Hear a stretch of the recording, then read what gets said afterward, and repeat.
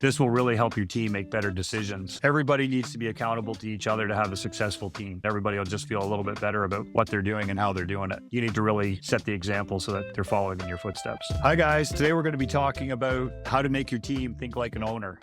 It's not for everyone, but some of these items are things that have really worked well for me. First up, we've got share your vision.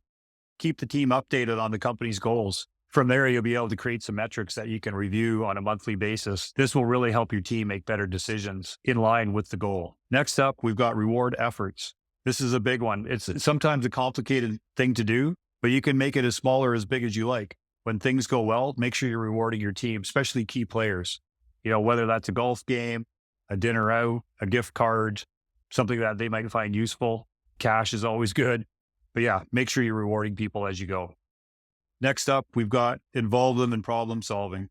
I think as owners, we tend to try and take the problems on ourselves and deal with them.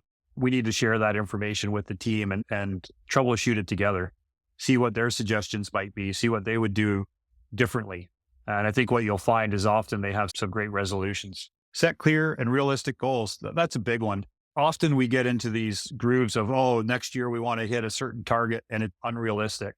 Nothing worse than feeling like you're never going to get there. And halfway through the season, people just get dejected and feel left out of the process. So make sure your goal is realistic. And if you break it, fantastic. The team will feel so much better knowing they shot over what you were hoping to do. Make accountability normal. That's a big one as well. Like everybody needs to be accountable to each other to have a successful team. When somebody's down, somebody else needs to pick them up. When somebody's made a mistake, somebody needs to teach them on what not to do for it to happen again. And as an owner, you can really show people this through many different ways and many different systems that you're using on your SOPs. Communicate the why. Like, why are we trying to hit these goals? This is so important. And anybody who knows Simon Sinek, he always talks about the why. The why is key. If you don't know why you're doing this, you'll have no direction. Even with a goal that's set, if you don't know why you're trying to hit that goal, nobody's going to buy into it. So make sure it's a realistic goal and communicate why you're trying to get there and how it's going to benefit everybody. Next up, we got celebrate wins, big and small.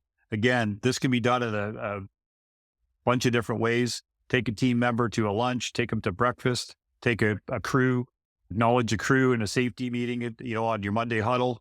There's lots of great ways to recognize success and make sure you celebrate those. And the big wins, they can be handled differently. Maybe it's at the Christmas party. Maybe it's at this company rodeo, but people love to be recognized. And I think the more your team buys into that, the more they'll do it themselves and everybody will just feel a little bit better about what they're doing and how they're doing it.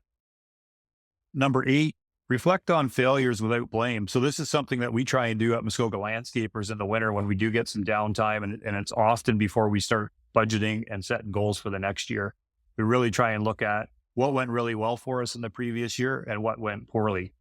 And often people do feel responsible for things that went poorly, but ultimately it's a team problem and we need to figure out ways to make it not happen again and come up with solutions for them to learn from it. Next up, we got offer continuous learning. Again, key. When people feel like there's new goals that they can reach personally and professionally and a mechanism to do that, they're going to buy in much, much better into your vision for the company.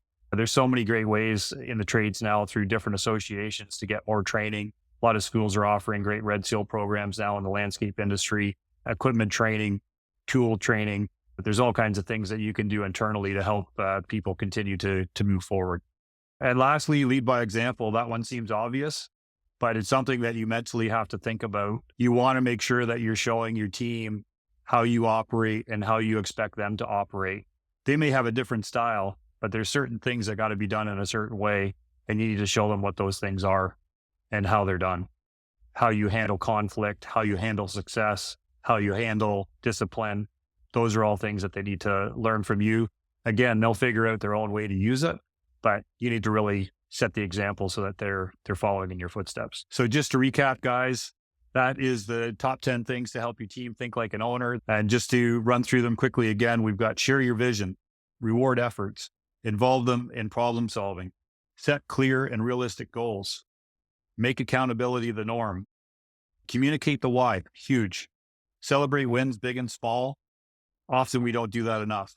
Reflect on failure without blame. Offer continuous learning and lead by example. Those 10 things will improve your business and improve the way your team looks at your business. If these items resonate with you and you want to learn more, go to thewealthylandscaper.community, fill out our 20-point questionnaire, and see how you score.